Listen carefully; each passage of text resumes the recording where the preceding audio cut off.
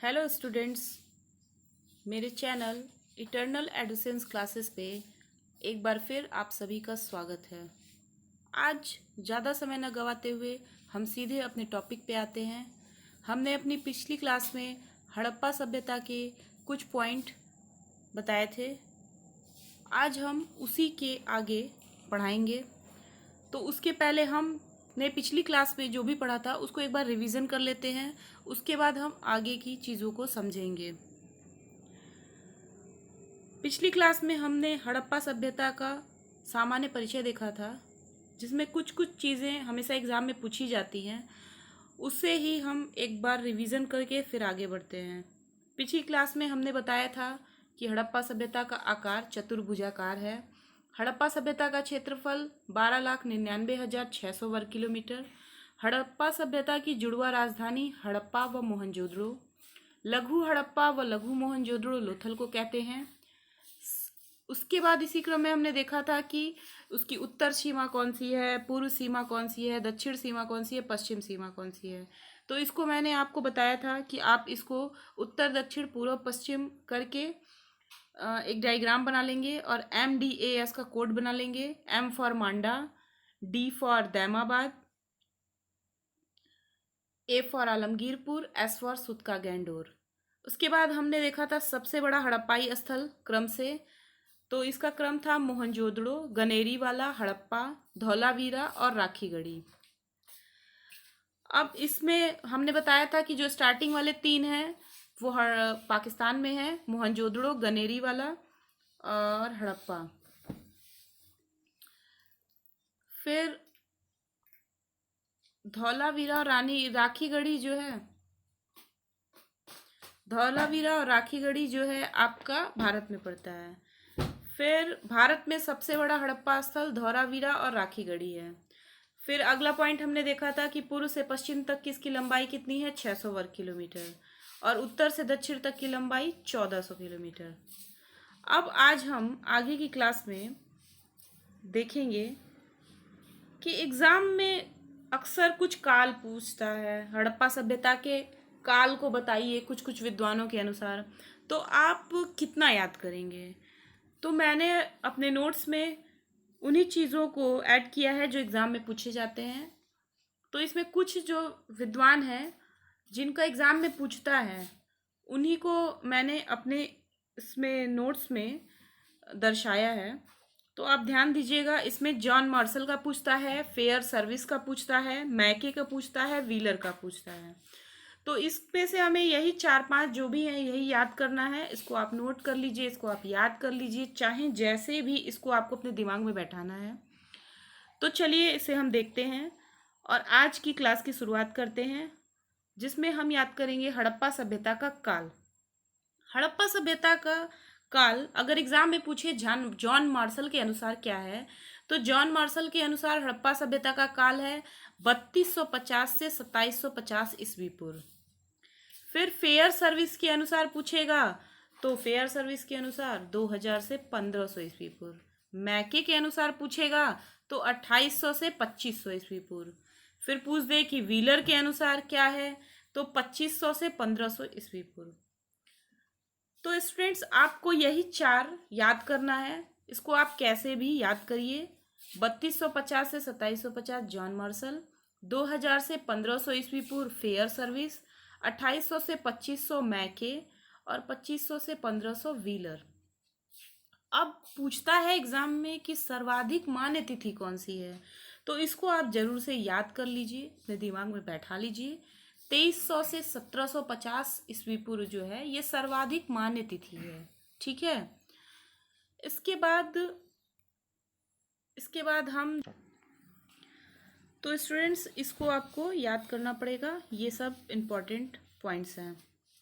अब आगे के पॉइंट को हम देखेंगे। जो हड़प्पा की सभ्यता थी उसकी जो साक्ष्य थे वो लिखित प्राप्त हुए हैं, लेकिन इसके साथ समस्या यही है कि अभी तक पढ़ी नहीं जा सकी है। तो हड़प्पा सभ्यता में लिखित साक्ष्य अवश्य प्राप्त हुए हैं, ये आपको याद रखना है। परंतु जैसे मेसोपोटामिया का कीलाक्षर है और मिस्र का हायरोग्लिफिक लिपि है, उसी की भांति ये भी अभी तक पढ़ी नहीं जा सकी है। अगला पॉइंट है हड़प्पा सभ्यता की एक महत्वपूर्ण विशेषता क्या है। उसकी एक महत्वपूर्ण विशेषता उसकी नगर नियोजन प्रणाली थी। अब उसमें क्या क्या चीज़ें इंपॉर्टेंट थी उसको हम देख लेंगे। जो हड़प्पा सभ्यता का शहर था वो दो भागों में बटा हुआ था। ठीक है, हड़प्पा सभ्यता का शहर जो था वो दो भागों में बटा था, पूर्व से पश्चिम। ठीक, हड़प्पा सभ्यता का जो शहर था वो दो भागों में बटा था, पश्चिम से पूर्व में विभाजित था। अब इसमें जो पश्चिम का जो हिस्सा था वो क्या होता था, वो किले बंद होते थे। आपको ये चीज़ ध्यान में रखना है कि जो पश्चिम का हिस्सा है वो किलाबंद था, और जो किलाबंद वाला हिस्सा था उसमें प्रशासकीय विभाग के लोग निवास करते थे। तो जो पश्चिम वाला हिस्सा था उसमें क्या था, वो किलाबंद था और उसमें जितने भी प्रशासकीय विभाग वाले लोग थे वो निवास करते थे। ठीक है, फिर जबकि जबकि पूर्व में सामान्य लोग निवास करते थे।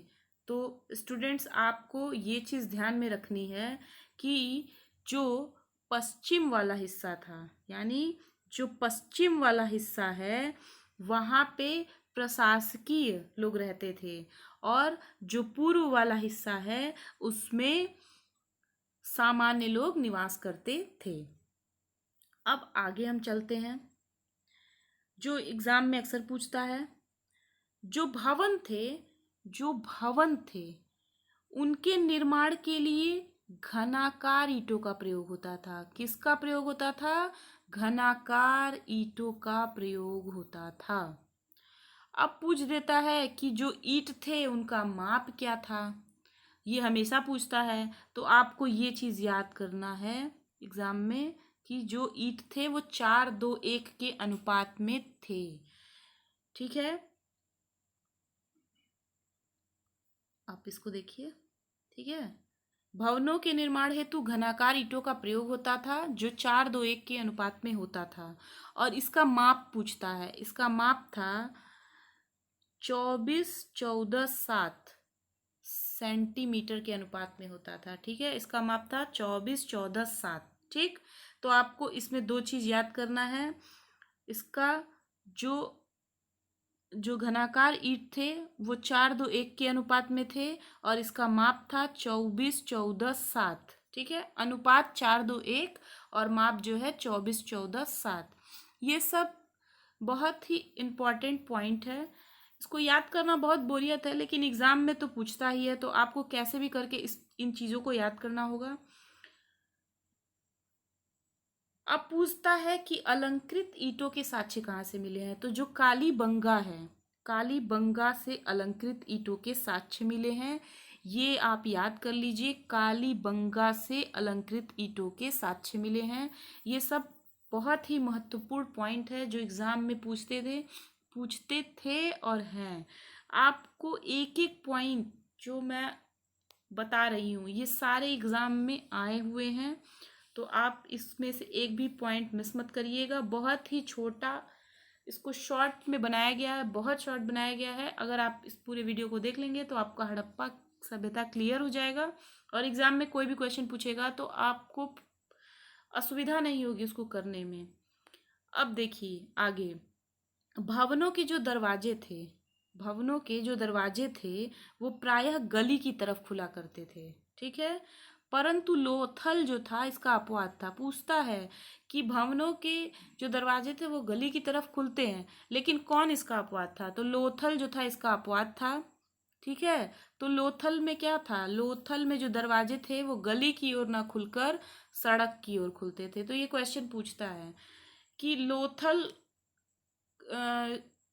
लोथल का दरवाजा किस तरफ खुलता था, तो ये गली की तरफ ना खुलकर सड़क की तरफ खुलता था। अब आगे देखिए, हड़प्पा सभ्यता के लोग क्या करते थे। हड़प्पा सभ्यता के लोग विभिन्न प्रकार के मृद भांडों का प्रयोग करते थे। मृद भांड का मतलब होता है मिट्टी के बर्तन। ठीक है, तो हड़प्पा सभ्यता के लोग विभिन्न प्रकार के मृद भांडों का प्रयोग करते थे, जिसमें मुख्यतः लाल व काले रंग के हुआ करते थे। यानी जो मृद भांड होते थे या मिट्टी के बर्तन वो ज़्यादातर काले या लाल रंग के होते थे और इसमें जो चमकीले मृदभांड थे वो सर्वाधिक पुराने माने जाते थे। ठीक है स्टूडेंट्स, आगे हम देखेंगे हड़प्पा सभ्यता के लोगों का आर्थिक जीवन कैसा था। ठीक है, ये भी एग्जाम में पूछता है। आर्थिक जीवन से बहुत सारे पॉइंट्स पूछे जाते हैं, इसको आपको याद करना पड़ेगा और ध्यान से आप इसको सुनिएगा। सुन के भी याद हो सकता है और जो चीज़ें इंपॉर्टेंट लगेंगी उसको आप नोट कर लीजिएगा। तो चलिए, हड़प्पा सभ्यता का आर्थिक जीवन। हड़प्पा सभ्यता जो थी वो नगरीय सभ्यता थी। ठीक है, ये चीज़ मैंने पीछे भी बताया है कि हड़प्पा सभ्यता जो थी वो नगरीय सभ्यता थी। इसको याद कर लीजिए। अर्थव्यवस्था का मुख्य आधार क्या था? अर्थव्यवस्था का मुख्य आधार कृषि था। फिर गेहूं और जौ उनके मुख्य फसल थे। ये सब चीज़ें एकदम याद कर लीजिए, दिमाग में बैठा लीजिए कि अर्थव्यवस्था का मुख्य आधार कृषि था, गेहूं और जौ उसके मुख्य फसल थे। इसके अलावा ये किसका किसका उत्पादन करते थे ये आपको याद करना पड़ेगा, क्योंकि एग्जाम में पूछ देता है कि किसका उत्पादन नहीं करते थे या क्या साक्ष्य नहीं मिला है, तो आपको ये चीज़ ध्यान में रखना पड़ेगा। तो ये क्या करते थे, गेहूं और जौ इनका मुख्य फसल था और इसके अलावा ये चावल, मटर, सरसों, चना इत्यादि का उत्पादन करते थे। तो ये सब चीज़ें आप याद कर लीजिएगा। गन्ना और दाल का उत्पादन किए जाने की जानकारी नहीं मिलती है, तो ऑप्शन में दे देगा सारा। अब पूछ देगा कि किसका उत्पादन किए जाने की जानकारी ही नहीं मिलती है, तो आपको याद करना पड़ेगा गन्ना और दाल। ये सब चीज़ें आपको दिमाग में बैठानी है, 2-4 बार सुनेंगे वीडियो तो ऐसे ही याद हो जाएगा। आगे पूछता है कि धान की भूसी का साक्ष्य कहाँ मिला था, तो ये बहुत बार पूछा है एग्जाम में, इसको आप याद कर लीजिए। रंगपुर और लोथल से धान की भूसी का साक्ष्य मिला है। रंगपुर और लोथल से धान की भूसी का साक्ष्य मिला है। हड़प्पा वासियों ने ही सर्वप्रथम विश्व में कपास की खेती प्रारंभ की। पूछता है कि विश्व में सबसे पहले कपास की खेती किसने प्रारंभ की थी, तो हड़प्पा वासियों ने ही सर्वप्रथम विश्व में कपास की खेती प्रारंभ की थी। इसलिए इसलिए यूनानियों ने कपास को सिंडन कह के पुकारा है। पूछता है कि कपास को क्या कहते हैं, तो कपास को सिंडन भी कहते हैं। किसने पुकारा उसको, तो उसको यूनानियों ने सिंडन कह के पुकारा। तो ये आपको ये पॉइंट याद रखना है कि यूनानियों ने कपास को सिंडन कह के पुकारा है। जुते हुए खेत के साक्ष्य कहाँ मिले हैं, ये बहुत बार एग्जाम में आया है, आपको भी पता है, तो इसको याद करने की ज़रूरत नहीं है, लेकिन फिर भी जिन लोगों के लिए नया है वो याद कर लें। कालीबंगा से जुते हुए खेत के साक्ष्य मिले हैं। फिर मिट्टी के खिलौने का हल कहाँ मिला है पूछता है, तो बड़ावली से मिट्टी के खिलौनों का हल मिला है, जबकि आटा पीसने की चक्की का साक्ष्य लोथल से मिला है। तो देखिए, कहीं ना कहीं हड़प्पा सभ्यता तो नगरी थी ही, इसीलिए इसमें इतनी चीज़ें जो आज के आधुनिक युग में इस्तेमाल की जा रही हैं वो सारी चीज़ें भी उस टाइम दिख रही थी, इसीलिए हड़प्पा सभ्यता को नगरीय सभ्यता भी कहते थे। तो बड़ावली से क्या मिला है, मिट्टी के खिलौने का साक्ष्य, और आटा पीसने की चक्की लोथल से मिला है। आटा पीसने की चक्की कहाँ से मिली है, लोथल से। ये सब बहुत ही इम्पोर्टेंट पॉइंट है, इसको आप कई बार पढ़ने से सुनने से याद हो जाता है, और ज़्यादातर कोशिश करिए कि लिख कर याद करिए। अब पूछता है, आगे है कि गाय और घोड़े के संबंध में प्रमाण काफ़ी संदिग्धावस्था में है। हड़प्पा के सभ्यता के समय में गाय और घोड़े का जो प्रमाण था वो नहीं मिला है और बहुत संदिग्ध ही अवस्था में है। तो आगे देखिए, इसमें कह रहा है गाय के तो किसी प्रकार के प्रमाण नहीं मिले हैं। ये तो कन्फर्म है कि गाय के प्रमाण नहीं मिले हैं, परंतु कुबड़दार बैल और कुकुदमान वृषभ के प्रमाण विभिन्न पुरा स्थलों से प्राप्त हुए हैं। इससे यह अनुमान लगाया जाता है कि वे गाय से भी निश्चित रूप से परिचित रहे होंगे, क्योंकि आकृति में तो सभी समान हैं। तो आपको ये चीज़ ध्यान में रखना है। पूछता है कि कुबड़दार बैल और कुकुदमान वृषभ के प्रमाण किस उसमें मिले हैं, तो आपको हड़प्पा का नाम लगाना है। या हड़प्पा से पूछ दे कि किसका साक्ष्य मिला है, तो उसमें दे दे गाय, घोड़ा, बैल, इनमें से कोई नहीं। तो आपको कुबड़दार बैल याद करना है और कुकुदमान वृषभ, ये सब चीज़ें आपको याद करनी पड़ेगी। थोड़ा यह टॉपिक नीरस है, लेकिन एग्ज़ाम के पॉइंट ऑफ व्यू से ये बहुत इम्पॉर्टेंट है।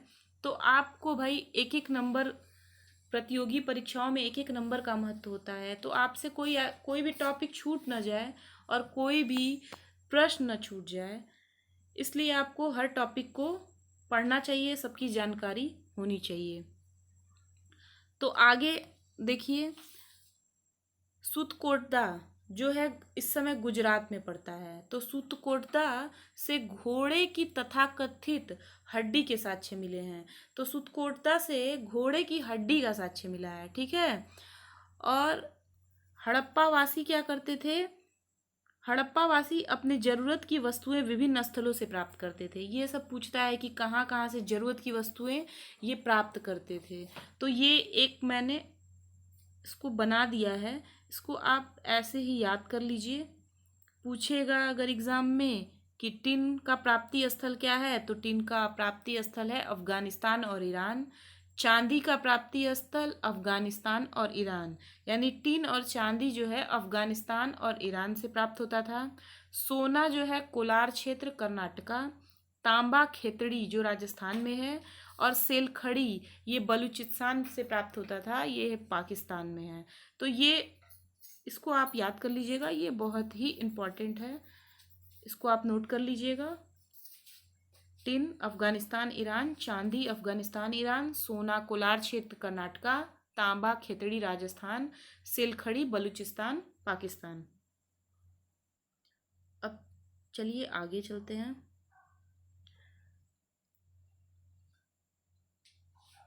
हड़प्पा वासियों ने अपने समकालीन मेसोपोटामिया, जो मेसोपोटामिया था ये हड़प्पा वासियों का समकालीन था, ये इराक में पड़ता है, और फारस ये ईरान में है, ठीक है।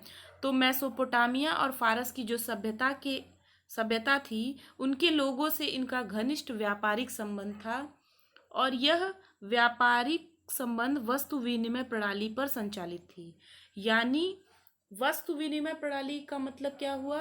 वस्तुओं का ही आदान प्रदान होता था, और ये आदान प्रदान किससे होता था? मेसोपोटामिया और फारस की सभ्यता से, ठीक है।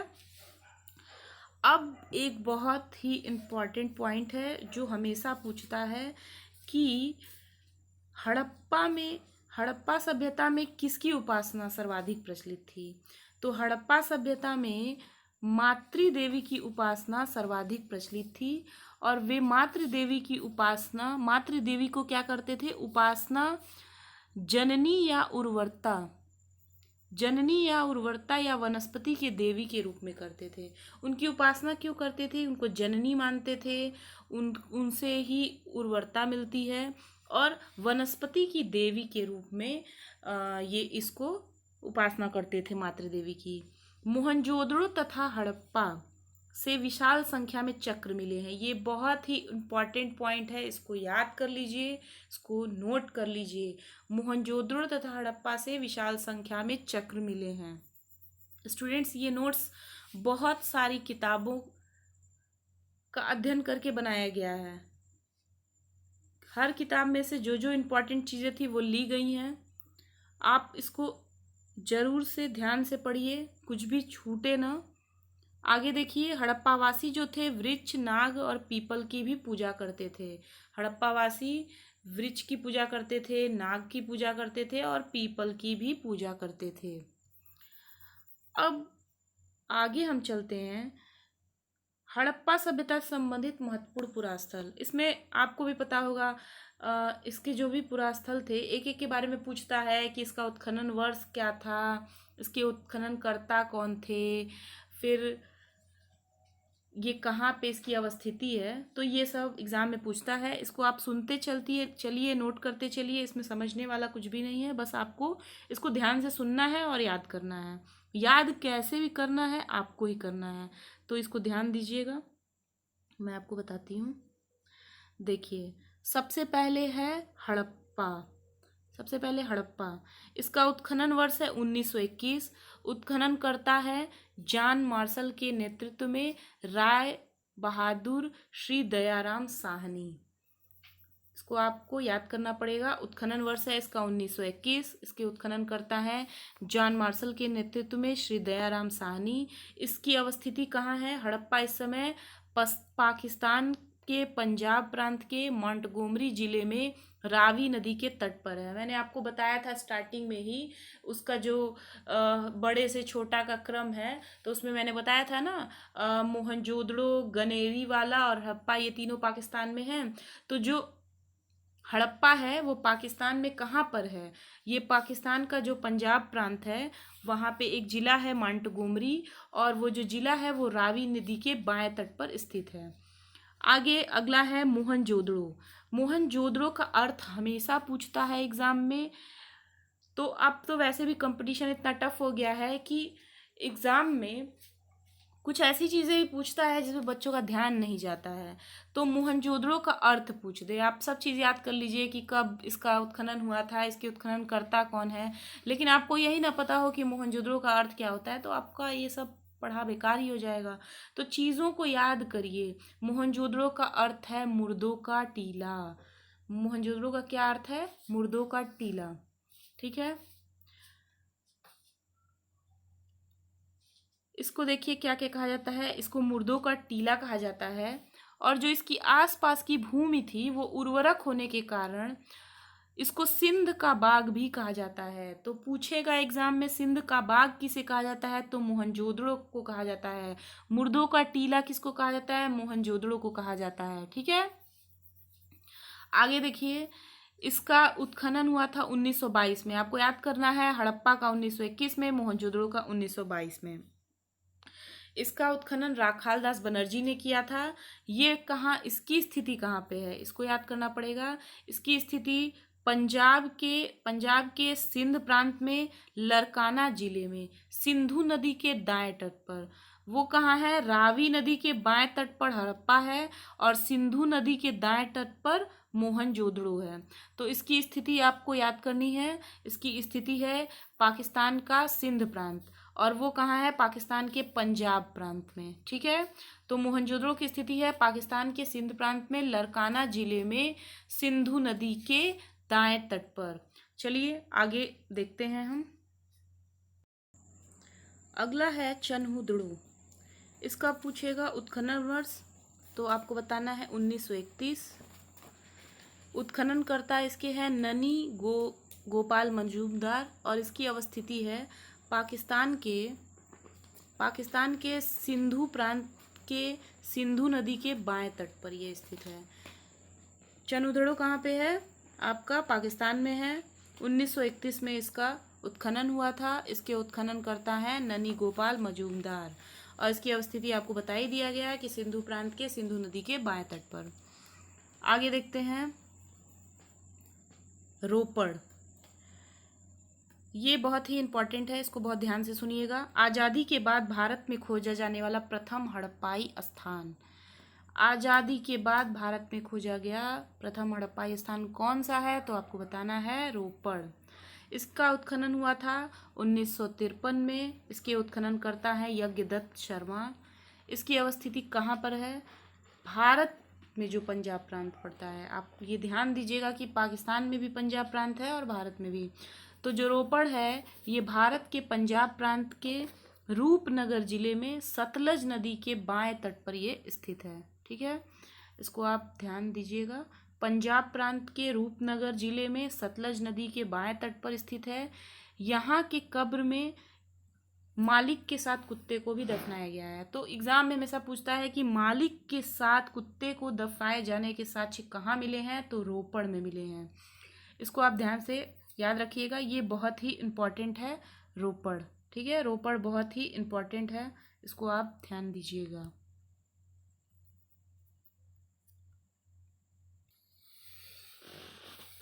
अगला है लोथल। लोथल भी बहुत इम्पोर्टेंट है। क्यों? मैंने आपको बताया भी था कि लघु हड़प्पा और लघु मोहनजोदड़ो किसको कहते हैं। स्टार्टिंग में ही बताया था, लोथल को लघु हड़प्पा और लघु मोहनजोदड़ो कहते हैं।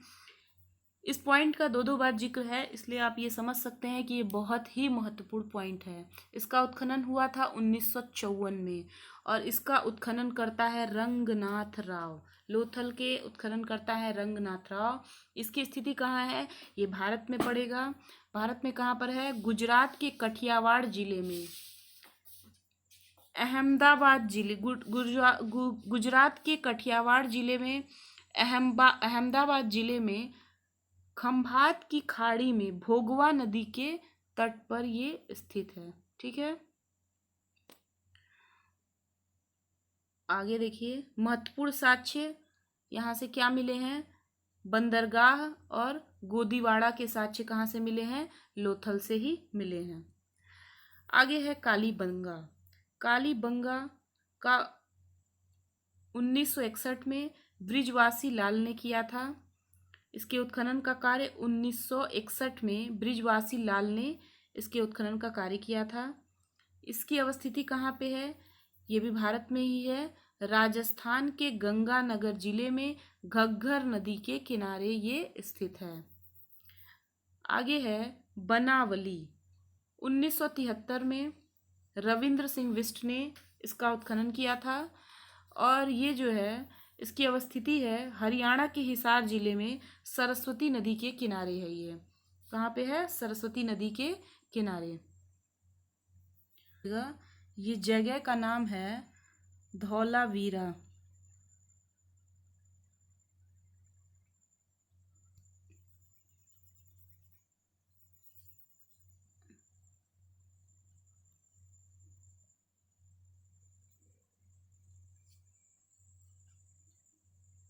धौलावीरा, इसको आप आठवां नंबर डाल के इसको आप नोट कर लीजिएगा। ठीक है, तो धौलावीरा के बारे में आप देखिए, 1990-91 में रविंद्र सिंह बिष्ट ने धौलावीरा की खोज की थी और इसका जो अवस्थिति है ये कहाँ पे है? ये गुजरात के कच्छ क्षेत्र में भचाऊ तालुके में स्थित है। ठीक है, तो ये सारे पॉइंट आपको याद करने पड़ेंगे कि कौन सा का उत्खनन वर्ष किसने किया, कहाँ पे इसकी अवस्थिति है, ऐसे से पूछ देता है किससे रिलेटेड क्या क्या है। अब एक पॉइंट हमेशा पूछता है कि हड़प्पा सभ्यता के पतन के कारण क्या थे और कौन कौन क्या क्या कारण बताया, किसके विचार से आर्यों का आक्रमण है, किसके विचार से प्रशासकीय शिथिलता थी। तो ये सब चीज़ें आपको बहुत सारे लोग बहुत सारे विचार दिए हैं, लेकिन जो एग्ज़ाम में पूछा जाता है मैंने वही छाट के अपने नोट्स में ऐड किया है, तो आप भी वही चीज़ें याद कर लीजिए, लिख लीजिए। तो इसको हम देखते हैं। अगर पूछेगा कि हड़प्पा सभ्यता के पतन के कारण आर्यों का आक्रमण है, ये किसने कहा था? तो आर्यों के आक्रमण की वजह से हड़प्पा सभ्यता का पतन हुआ, ये व्हीलर महोदय कहे थे। प्रशासकीय शिथिलता के कारण हुआ, ये जॉन मार्शल कहे थे। जलवायु की परिवर्तन के कारण हुआ था, ये ऑरेल स्टाइन कहे थे। ठीक है, मलेरिया के कारण पतन हुआ, ये कैनेडी कहे थे। भूतात्विक परिवर्तन, ये डेल्स कहे थे। और बाण मैके। ठीक है, तो ये आप ऐसे ही इसको देख लीजिए, नोट कर लीजिए। मेरे नोट्स में जैसे लिखा है ऐसे ही देख के इसको ऐसे ही याद कर लीजिए। आज का टॉपिक यहीं पे ख़त्म होता है। हड़प्पा सभ्यता से रिलेटेड जितने भी इम्पोर्टेंट पॉइंट थे वो सब मैंने आपको बता दिया। इसको आप याद कर लीजिए, इससे बाहर एग्ज़ाम में कुछ भी नहीं जाएगा। स्टूडेंट्स, एक ज़रूरी सूचना ये है कि मैं बीएड और एमएड के स्टूडेंट की क्लास जो है वो जूम पर लूँगी। तो जितने भी लोग इंटरेस्टेड हैं या जिनको भी बीएड एमएड की क्लासेस करनी है वो कमेंट बॉक्स में भी लिख सकते हैं और मेरे ईमेल आईडी पे मेल करके भी हमें इन्फॉर्म कर सकते हैं, फिर हम उनसे कांटेक्ट कर लेंगे। तो स्टूडेंट्स, आज की क्लास यहीं तक। मिलते हैं नेक्स्ट वीडियो में नेक्स्ट टॉपिक के साथ। ईमेल आईडी मेरे चैनल के डिस्क्रिप्शन बॉक्स में है, तो आप उसको देख लीजिएगा, उसी पे आप मेल कर लीजिएगा। ठीक है, फिर मिलते हैं नेक्स्ट वीडियो में नेक्स्ट टॉपिक के साथ। धन्यवाद।